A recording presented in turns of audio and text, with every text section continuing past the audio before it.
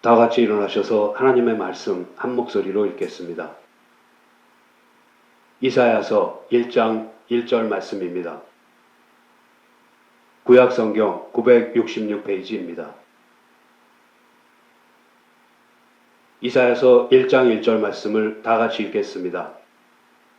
유다왕 우시야와 요담과 아하스와 히스기야 시대에 아모스의 아들 이사야가 유다와 예루살렘에 대하여 본 이상이라. 아멘.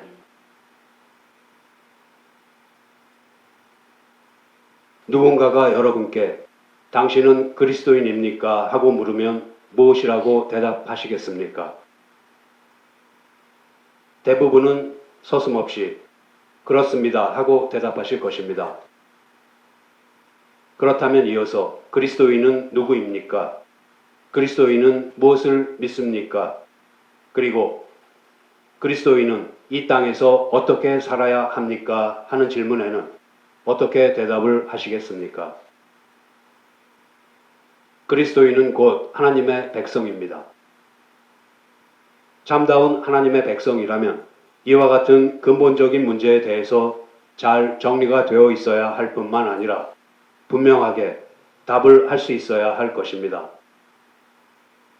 진정 우리가 그리스도인, 곧 하나님의 백성이 되기를 원한다면 먼저 그리스도인이 누구인지, 하나님의 백성이 누구인지를 제대로 알아야 합니다. 이것을 위해서 우리는 그동안 십계명, 사도신경, 그리고 주님께서 가르쳐 주신 기도인 주기도문에 대해서 배웠습니다. 십계명은 하나님의 백성은 어떻게 살아야 할 것인지에 대해서 가르쳐 주었습니다. 사도신경은 그리스도인이 믿는 바는 무엇인지, 즉 기독교의 본질은 무엇인지에 대해서 가르쳐 주었습니다. 그리고 주기도문은 그리스도인은 누구이며 이 땅에 사는 동안 무엇을 구하며 살아야 할 것인지에 대해서 가르쳐 주었습니다. 그럼에도 불구하고 하나님이 누구이신지, 그리고 하나님의 백성이란 누구인지에 관한 질문에 선뜻 대답할 수 없는 것이 우리의 현실입니다. 핵심 뼈대는 세웠으나 아직은 살을 붙여가는 중이기 때문에 여전히 충실한 답을 분명하게 하기가 어려운 듯 합니다. 이처럼 세워진 뼈대를 힘차게 움직일 수 있게 만들어줄 살을 붙여가기 위해서는 계속해서 하나님의 감동으로 된 것으로 교훈과 책망과 바르게 함과 의로 교육하기에 유익한 성경을 열심히 읽어야 합니다. 성경은 우리를 하나님의 사람으로 온전하게 하며 우리로 하여금 모든 선한 일을 행하기에 온전하게 합니다. 성경은 하나님이 누구이신지 그리고 하나님의 백성이란 누구인지를 알려주는 계시의 말씀입니다. 성경을 읽지 않으면 우리가 믿는 하나님은 어떤 분이신지 또 하나님은 우리에게 무엇을 원하시는지를 알 수가 없습니다. 다시 말하면 하나님에 대한 지식이 없이는 결코 하나님의 백성이 될 수 없는 것입니다. 하나님께서는 내 백성이 지식이 없어서 망한다라고 하시면서 안타까워 하셨습니다. 만일 하나님께서 무엇을 원하시는지에 대한 분명한 지식이 없다면 우리는 하나님께서 원하시는 신앙이 아니라 우리가 원하는 잘못된 신앙을 갖게 되고 맙니다. 올바른 믿음은 그 믿음의 대상이 옳고 또 분명해야 합니다. 믿는다고 말하면서 무엇을 믿는지 그 믿음의 대상이 어떠한 분인지에 대해 제대로 말할 수 없다면 그것은 헛된 믿음이며 잘못된 믿음입니다. 진정한 믿음은 참된 지식에 기초합니다. 믿음은 무엇을 믿는지 그 대상이 분명해야 합니다. 또한 믿는 대상이 어떤 분인지를 분명히 알아야 합니다. 이를 위해서 계시의 말씀인 성경을 아는 것이 꼭 필요합니다. 따라서 우리는 성경을 부지런히 읽고 공부해서 하나님에 대한 지식을 정확히 가지도록 힘써야만 합니다. 그 첫걸음으로 오늘부터 이사야서를 공부하는 긴 여정에 올랐습니다. 이사야서 본문에 들어가기에 앞서서 그 밑바탕이 되는 구약성경은 어떤 책인지, 구약성경 안에서 선지서는 또한 어떤 책인지, 그리고 선지자는 누구인지를 먼저 살펴보겠습니다. 하나님께서는 인간의 깊은 곳에 하나님의 의식, 종교의 씨앗 또는 양심이라고 부르는 하나님에 대한 의식을 심어주셨습니다. 또한 인간의 삶을 둘러싸고 있는 외부 세계에서도 하나님 자신을 창조주로 계시하신 일반 계시를 주셨습니다. 그러나 일반 계시나 죄로 말미암아 부패한 인간의 이성은 결코 인간을 그리스도에게 인도할 수 없습니다. 그러므로 하나님께서는 성경이라는 특별 계시를 통해서 하나님을 올바로 알 수 있게 허락하셨습니다. 하나님께서는 창조주요 구속주로서의 자신에 관한 지식을 성경을 통해서만 주셨으므로 하나님의 말씀인 성경을 떠나서는 우리는 결코 하나님이 누구이신지를 알 수 없습니다. 그러나 원하는 마음이 있고 또 열심히 있어도 성경을 온전히 잘 이해하고 아는 것은 사실 쉬운 일이 아닙니다. 특히 구약성경은 더 그렇습니다. 구약성경이 이처럼 우리에게 낯설고 어렵게만 느껴지는 가장 큰 이유는 그것이 아주 먼 과거에 주어진 말씀으로 다른 문화 속에서 다른 언어로 기록되었다는 것입니다. 신구약 성경은 주전 1500년경부터 주후 100년 사이의 긴 시간에 걸쳐서 기록되었습니다. 성경의 1차적인 독자는 우리와는 전혀 다른 문화권에 살던 이스라엘 백성이었습니다. 따라서 성경을 문자 그대로 오늘날의 우리에게 적용하는 것에는 무리가 따르기 때문에 그에 관한 적절한 해석과 적용이 필요합니다.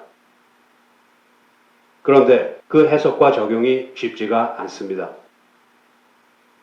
또한 성경을 기록하는 데에 사용된 언어도 우리에게는 매우 생소한 히브리어, 헬라어, 그리고 아람어였습니다. 그뿐만 아니라 성경은 여러 명의 기록자들에 의해서 다양하게 기록되었습니다. 더욱이 1300여 년에 걸쳐서 기록된 구약성경에는 이야기, 시, 노래, 그리고 법전 등의 다양한 문학적 장르를 통해서 다양한 내용과 주제가 나타나고 있습니다. 따라서 성경을 흐르는 일관된 메시지를 찾아내기가 매우 어렵습니다.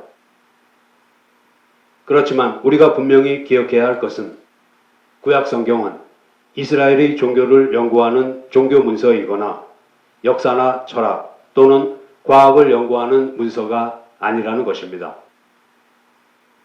구약 성경을 바로 읽고 이해하기 위해서 먼저 구약 성경이 어떤 책인지 그 특성에 대해서 아는 것이 필요합니다.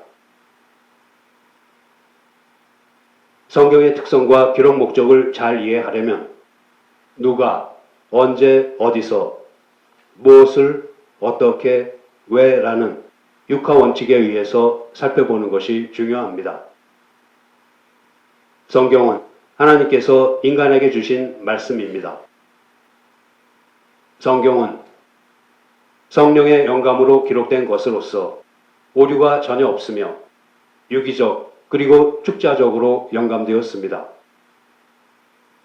유기적으로 영감되었다는 것은 하나님께서 성경의 기록자들을 기계적으로 그저 부르는 것을 받아 적는 정도로만 사용하지 않으셨다는 것입니다. 즉, 그들의 개인적인 지식이나 경험, 사상이나 개성 등을 그대로 사용하시면서도 잘못된 것이 없이 정확하게 메시지를 기록하도록 성령으로 감동하셨다는 것입니다. 따라서 성경에는 그 기록자의 개인적인 지식, 경험, 사상, 개성뿐 아니라 심지어 그들이 즐겨 쓰는 용어나 문체까지도 반영되어 있습니다. 축자적으로 영감되었다는 것은 영감의 범위를 말하는 것으로서 성경의 일부분만이 아니라 전체가 영감되었다는 것을 말합니다. 이처럼 성경은 하나님의 말씀이 성령님의 감동으로 인간의 언어를 사용하여 인간이 처한 독특하고 다양한 상황 속에서 기록되었습니다. 그렇게 멀고도 먼 과거에 기록된 말씀이 다른 고대 문서나 문헌들과는 달리 지금까지도 그토록 잘 보존되고 여러 나라 말로 번역되어서 읽혀지는 것은 하나님의 깊으신 섭리 아래에서 일어나는 놀라운 일입니다. 히브리서 1장 1절 말씀을 보면 하나님께서 옛날에는 예언자들을 통하여 여러 번에 걸쳐 여러 가지 방법으로 우리 조상들에게 말씀하셨다라고 기록되어 있습니다. 하나님께서는 옛날에 곧 구약시대에 이스라엘에서 예언자를 통해 하나님의 뜻을 밝히셨습니다. 그와 같은 하나님의 뜻을 기록한 구약 성경은 히브리어와 아람어로 기록되었으며 다양한 문학 장르가 사용되었습니다. 그러나 모든 것을 기록한 것이 아니라 하나님의 구속사역에 관련된 중요한 사건 위주로 때로는 연대적 순서도 무시되면서 선택적으로 기록되었습니다. 이러한 구약 성경은 단순히 역사나 철학이나 과학을 논하려고 기록된 것이 아니라 하나님이 누구이신지를 계시하기 위한 기록입니다. 하나님께서 우리에게 원하시는 것은 이 계시를 통해서 하나님이 얼마나 우리를 사랑하시는지, 우리를 위해서 하신 일이 무엇인지, 또 앞으로 우리를 위해서 하실 일이 무엇인지를 바로 알아서 그에 합당하게 하나님께 순종하는 진정한 하나님의 백성이 되는 것입니다. 이것이 바로 하나님께서 구약 성경을 주신 목적입니다. 이스라엘은 다른 민족들처럼 그저 하나의 민족을 형성하고 살아가는 것이 그들의 존재 목적이 아닙니다. 그들은 하나님의 소유가 된 거룩한 백성으로서 제사장 나라의 역할을 수행하여 다른 민족들을 하나님께 인도하는 것에서 그들의 존재의 의미를 찾아야 했습니다. 그렇게 하기 위해서는 온전한 하나님의 백성이 되어야 하는데 그것은 하나님의 말씀을 주야로 묵상하는 것으로 이루어집니다. 성경을 올바로 이해하고 해석하는 것이 어렵기는 하지만 진정으로 하나님의 백성이 되고자 갈망한다면 성령님께서 우리를 반드시 진리로 인도하실 것입니다. 성경을 잘 이해하기 위해서는 경건한 삶을 살면서 기도로서 성령님께서 지혜를 주시기를 구하며 성경을 부지런히 읽고 연구하되 하나님께서 우리에게 성경을 주신 의도를 잘 생각하면서 읽어야 합니다. 또한 성경의 문학적 그리고 역사적 배경을 염두에 두어야 합니다. 그러기 위해서는 시, 산문 등의 다양한 문학적 장르와 은유, 직유, 과정법 등의 여러 문학적 표현 기법도 공부해야 하고 이스라엘을 비롯한 주변 국가들의 역사와 풍습 등도 연구해야 합니다. 그리고 하나님께서는 왜 특정한 때에 특정한 말씀을 주셨는지를 알기 위해서는 시대적 배경도 잘 살펴보아야 합니다. 당시의 상황을 현재의 우리 상황에 적용해 봄으로써 하나님은 과거 이스라엘 백성에게 어떠한 분이셨으며 그들에게 무엇을 원하셨는지 또 하나님께서는 지금의 우리에게는 어떠한 분이시며 우리에게는 무엇을 원하시는지를 꾸준히 묵상해야 합니다. 가장 중요한 것은 묵상하여 깨달은 것을 개인과 공동체의 삶 속에서 나타내며 살아가야 한다는 것입니다. 그렇게 할 때에 다른 시대, 다른 장소에 살던 다른 사람들에게 주어진 말씀이 오늘 이 시대에 속한 우리에게도 우리들의 참 모습을 일깨워 줍니다. 이를테면 애굽에서 종살이하던 이스라엘 백성의 모습에서 사단과 죄악의 속박과 고난을 받는 우리의 모습을 볼 수 있습니다. 또한 광야에서의 이스라엘 백성의 모습에서 우리 또한 그렇게 패역한 자들임을 보게 됩니다. 이처럼 성경은 수천 년 전에 기록된 책이지만 그 성경 말씀을 읽고 묵상하는 동안에 그 말씀이 바로 우리에게 주시는 하나님의 말씀으로 체험됩니다. 성령님께서는 성경을 통해서 우리로 하여금 살아계신 하나님의 능력을 체험하게 하시며 우리와 함께 이야기를 나누시며 인도하십니다. 이와 같은 성경은 모든 민족과 모든 세대와 모든 지역에서 동일한 생명을 주시는 하나님의 구원의 말씀으로 우리를 찾아옵니다. 이 구원의 말씀인 성경은 우리에게 새로운 생명을 불러일으켜 세상적인 삶을 떠나서 하나님의 백성으로서의 삶을 살아가게 하며 하나님의 사랑과 권능과 영광과 진리로 우리를 채워 넘치게 합니다. 현재 우리가 사용하는 구약 성경은 구약 성경을 헬라어로 번역한 70인역의 순서를 따르고 있습니다. 히브리 구약 성경은 율법서, 예언서, 성문서로 구분됩니다. 그렇지만 우리가 현재 사용하고 있는 성경은 70인역을 따라서 율법서, 즉 모세 오경과 역사서와 시가서, 그리고 선지서로 구분됩니다. 히브리 구약 성경은 사무엘 상하, 열왕기 상하, 역대기 상하를 나누지 않고 각각 한 권의 책인 사무엘, 열왕기, 역대기로 분류하며 호세아서에서 말라기서까지의 소선지서를 한 권의 책으로 간주하는 등 전체 책의 권수와 배열에서는 우리가 지금 쓰는 구약 성경과 차이가 있습니다. 그렇지만 그 내용 면에서는 꼭 같습니다. 우리가 사용하는 구약 성경의 율법서, 즉 모세오경은 창세기, 출애굽기, 레위기, 민수기, 신명기입니다. 역사서는 여호수아부터 에스더까지를 포함합니다. 시가서는 시편과 지혜서인 욥기, 잠언, 전도서, 그리고 아가서로 구성되어 있습니다. 선지서는 이사야에서 다니엘까지 5권의 대선지서와 호세아부터 말라기까지 12권의 소선지서로 이루어져 있습니다. 모세오경, 역사서, 시가서, 그리고 선지서를 시간상의 순서로 분류해 보자면 현재인 시가서를 기점으로 기원은 모세오경, 과거는 역사서, 그리고 미래는 선지서로 구성되어 있는 것을 알 수 있습니다.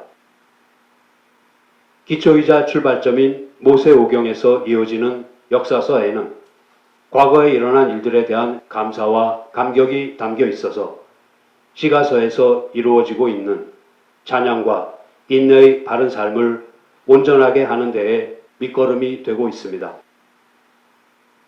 또한 선지서에 담긴 미래에 대한 소망 역시 시가서에서 보여주는 현실 속에서의 우리의 삶을 바르고 온전하게 이끌어 줍니다.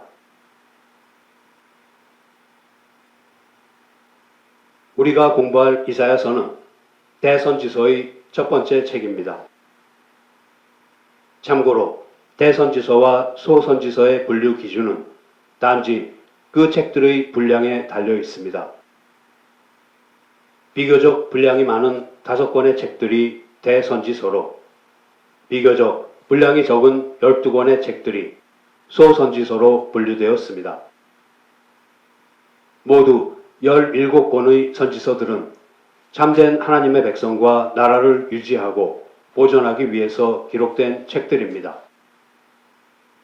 선지자들 혹은 예언자들은 선포자들로서 하나님의 뜻과 말씀을 받아서 선포하는 자들입니다. 이를테면 제사장들이 백성과 하나님 사이에서 하나님을 향하여 서 있다면 선지자들은 백성과 하나님 사이에서 백성을 향하여 서 있습니다. 이것은 제사장은 백성의 뜻을 하나님께 대언하는 사역을, 선지자는 하나님의 뜻을 백성들에게 대언하는 사역을 한다는 것을 잘 나타내주고 있습니다. 선지자들은 하나님의 계시와 사역을 보고 이해하며 또 그것을 해석하여 백성들에게 선포할 수 있는 능력을 가지고 있었습니다. 하나님께서 하시는 일은 해당 선지자들이 살고 있던 당시에 그들의 생활 주변에서 일어나고 있는 일들뿐만 아니라 먼 장래에 일어날 일들도 많이 포함하고 있었습니다. 그리고 그 일들은 보통 사람들이 알기 어려운 일들이었습니다. 그렇게 선지자들은 하나님께서 인간의 구원을 위해서 보여주시는 계시와 그 계시 중에 때때로 나타나는 환상 혹은 이상의 참뜻을 백성들에게 전달하는 중요한 임무를 수행했습니다. 이러한 선지자는 때로는 하나님의 사람, 때로는 하나님의 종, 또 때로는 여호와의 사자로 불리기도 했습니다. 선지자라는 말은 창세기 20장 7절에 처음으로 나옵니다. 창세기 20장에는 아브라함이 애굽에서 그랬던 것에 이어서 두 번째로 자신의 안전을 걱정하여 아내 사라를 누이라고 속인 이야기가 나옵니다.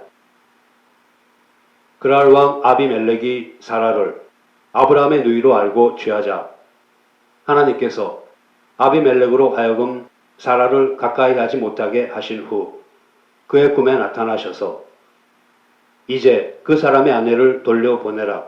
그는 선지자라. 그가 너를 위하여 기도하리니 네가 살려니와 네가 돌려보내지 않으면 너와 네게 속한 자가 다 정령 죽을 줄 알지니라 라고 말씀하셨습니다. 그렇지만 여기서는 선지자라는 말은 하나님과 밀접한 관계를 가지고 있다는 것을 나타내는 것 이상의 그 어떤 의미는 담고 있지 않습니다. 선지자의 의미가 좀 더 구체적으로 나타나는 것은 출애굽기 4장과 7장에서입니다. 하나님께서 모세에게 이스라엘 백성을 애굽에서 인도해 내라는 사명을 주시자 모세는 자신은 말이 어눌하여서 그 사명을 감당하기에 적합하지가 않다고 했습니다. 그러자 하나님께서는 언변이 능한 모세의 형 아론으로 하여금 모세를 수행하게 하시겠다고 하시며 그가 너를 대신하여 백성에게 말할 것이니 그는 내 입을 대신할 것이요 너는 그에게 하나님같이 되리라 라고 말씀하셨습니다. 그리고 출애굽기 7장 1절과 2절에서 모세에게 이르시되 볼지어다 내가 너로 바로에게 신이 되게 하였은즉 네 형 아론은 네 대언자가 되리니 내가 네게 명한 바를 너는 네 형 아론에게 말하고 그는 바로에게 말하여 그로 이스라엘 자손을 그 땅에서 보내게 할지니라 라고 말씀하셨습니다. 여기서 대언자라는 말은 신으로부터 받은 말씀을 전하는 자라는 뜻을 나타낸다는 것을 분명히 하고 있습니다. 이어서 신명기 18장 9절에서 22절 말씀이 선지자에 대해서 언급하고 있습니다. 이 말씀은 이스라엘이 가나안에 들어가서 가나안 민족들의 가증한 행위를 본받지 말 것에 대해서 경고하는 말씀입니다. 하나님의 백성은 하나님의 말씀으로 살아갑니다. 그러므로 이스라엘은 가나안에 들어가서 가나안 고주민들의 삶의 방식을 따라서는 안 되며 오직 하나님의 말씀에 의지해야 합니다. 그렇게 하기 위해서 이스라엘에게 필요한 하나님의 말씀을 전달하는 자가 바로 선지자입니다. 선지자는 하나님에 의해서 세움을 받고 하나님으로부터 말씀을 받아서 백성들에게 선포하는 자입니다. 이처럼 하나님의 말씀을 받아서 전달하는 자가 선지자라는 말을 넓은 의미로 해석하자면 선지자의 기원은 모세에서 아브라함, 노아, 그리고 에녹으로 거슬러 올라갑니다. 유다서 14절은 아담의 7세손 에녹이 사람들에게 대하여도 예언하여 이르되 보라 주께서 그 수많은 거룩한 자와 함께 임하셨나니 하면서 에녹의 선지자됨에 대해서 이야기하고 있습니다. 그러나 선지자의 직임이 공식적으로 시작된 것은 사무엘 때부터입니다. 사사시대에는 이스라엘 백성들이 하나님의 뜻을 떠나서 자기 소견에 따라 제멋대로 살았습니다. 그러자 점차 자기 소견대로 사는 백성들을 하나님의 말씀으로 통제할 왕의 필요성이 대두되었습니다. 그러다가 신명기 17장에서 언급된 왕정제도가 사무엘상 8장에서 이스라엘이 세상과 같이 되려는 욕심에 왕을 요구함으로써 시작됩니다. 만일 왕이 하나님의 마음에 합한 자이면 문제가 없겠으나 그렇지 않을 경우에는 심각한 문제가 발생할 수도 있습니다. 따라서 그것을 보완하기 위한 조치가 필요했는데 그것이 바로 하나님께서 주신 선지자 제도였습니다. 이렇게 공식적인 선지자 제도는 왕정 제도와 함께 시작된 것입니다. 하나님께서는 여러 가지 방법으로 선지자들에게 말씀하셨습니다. 사무엘은 하나님의 음성을 들었을 때에 제사장 엘리가 자기를 부른 것으로 착각했습니다. 이것은 사무엘이 들었던 음성이 만일 그 주변에 있었다면 누구라도 들을 수 있을 정도의 외형적 음성이라는 것을 나타냅니다. 한편 열왕기상 13장 18절에서 22절 말씀을 보면 두 사람의 선지자가 식탁을 사이에 두고 앉아 있다가 대접을 하는 선지자가 갑자기 여호와의 말씀에 네가 여호와의 말씀을 어기며 네 하나님 여호와가 네게 명한 명령을 지키지 아니하고 하면서 상대방 선지자를 책망하는 이야기가 나옵니다. 이때에 하나님의 말씀은 내면적 음성을 통해서 책망의 말씀을 전하는 선지자에게만 들렸습니다. 때로는 일상에서는 사람의 눈에 보이지 않는 것들을 선지자의 눈을 열어주심으로써 보게 해주시기도 합니다. 민수기 22장에 나오는 나귀를 타고 가는 발람의 이야기나 열왕기하 16장에 나오는 엘리사의 시종이 엘리사의 기도로 눈이 열려 그들을 지켜주는 불말과 불병거들을 보게 된 이야기가 바로 그것입니다. 간혹 하나님께서는 환상이나 상징적인 장면을 사용하시기도 합니다. 에스겔서 37장에 나오는 마른 뼈들이 살아나 큰 군대가 되는 것이 그러한 예 중에 하나입니다. 그런데 선지자들이 하나님께로부터 받은 말씀을 전달하는 방식도 다양했습니다. 많은 경우에 선지자들은 왕이나 지도자들에게 책망이나 격려나 명령을 간단한 말로나 질문에 대한 응답 형식으로 전했습니다. 반면에 길이가 긴 선포를 통해 전달하기도 했는데 그 한 예가 출애굽기 20장 22절부터 출애굽기 23장 33절에 걸쳐 나오는 모세가 백성들에게 율법을 자세히 설명해 준 경우입니다. 어떤 경우에는 선지자가 전달하는 말씀은 자신이 환상 중에서 본 것을 묘사하는 형식을 취하기도 합니다. 다니엘은 미래의 사건들을 예고하면서 일련의 환상들을 서술했습니다.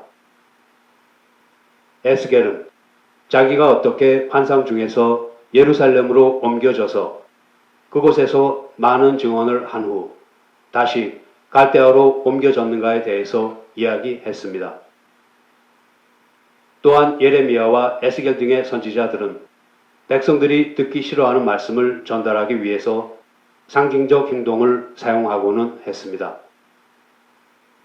이것은 백성들의 호기심을 일으킴으로써 경청하도록 유도하기 위한 것이었습니다.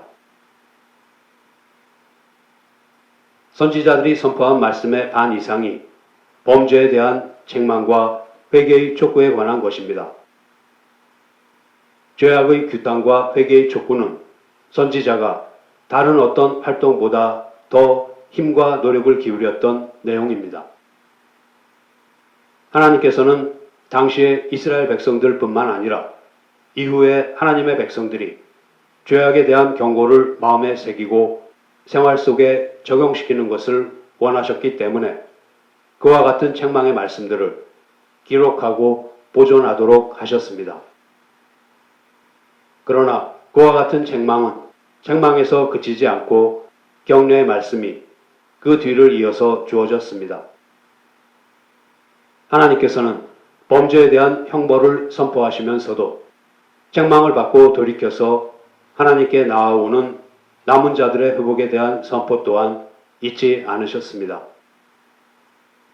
이와 같은 선지자들의 활동은 다가올 메시아 시대의 기초를 놓는 일을 향하고 있었습니다. 선지자들은 장차 하나님께서 사랑하시는 독생자 예수 그리스도를 이 땅에 보내주실 것이라는 말씀 선포의 정점을 향해 가면서 각자가 하나님의 크고 놀라우신 계획의 작고 세밀한 부분 하나하나를 밝혀가는 사명을 잘 감당해 나갔던 것입니다. 이제 말씀을 마치겠습니다. 하나님께서 이스라엘 민족을 만민 중에서 택하셔서 표본으로 삼으신 것은 인류 구원을 위한 사역과 메시지를 이스라엘을 통해 나타내시기 위해서였습니다. 하나님께서는 선민인 이스라엘 백성 중에서도 또다시 선지자를 택하셔서 인류 구원의 메시지인 예언의 말씀을 주셨습니다. 그렇게 하나님의 말씀을 받은 선지자는 하나님의 대변자로서 백성들에게 하나님의 계시를 선포했습니다. 그렇다면 선지자는 단순히 이스라엘 백성만을 위한 사역자가 아니라 전 인류를 위한 하나님의 사역자인 것입니다. 하나님께서는 자기의 뜻을 이루실 때에 인간 역사 밖이 아닌 반드시 인간의 역사 속에서 이루십니다. 따라서 선지자의 사명은 인류의 역사, 특히 이스라엘의 역사를 역사의 주인이신 하나님의 관점에서 해석하고 비판하는 것입니다. 선지자의 예언은 과거의 역사로부터 얻은 교훈이 큰 비중을 차지합니다. 과거의 역사를 종교적 또는 도덕적 측면에서 해석하면서 하나님께서 주시는 교훈을 찾으려는 것이 선지자의 사명입니다. 선지자는 그렇게 찾아낸 과거를 통한 하나님의 교훈을 현재에 적용함으로써 하나님께서 주신 예언의 목적을 이루어 갑니다.